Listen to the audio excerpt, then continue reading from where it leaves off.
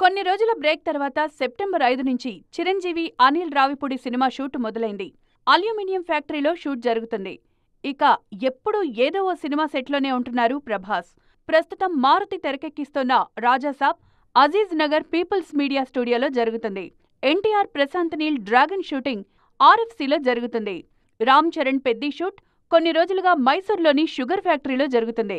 రవితేజ, కిషోర్ తిరుమల కాంబినేషన్లో వస్తున్న cinema shoot Shankarpally పరిసర ప్రాంతాల్లో, Nani, Srikanth Odela the paradise shoot ముచ్చింతల్లో జరుగుతుంది. రామ్ పోతినేని కొత్త సినిమా ఆంధ్ర కింగ్ తాలూకా షూట్ కూడా అక్కడే జరుగుతుంది.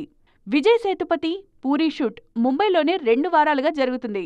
సాయి ధరమ్ తేజ్ సంబరాల ఏటిగట్టు షూటింగ్ తుక్కుగూడలో, ప్రశాంత్ వర్మ నిర్మిస్తున్న మహాకాళి చిత్రం ముచ్చింతల్లో జరుగుతున్నాయి. ఇక నాగార్జున 100వ సినిమా కోసం సిద్ధమవుతున్నారు.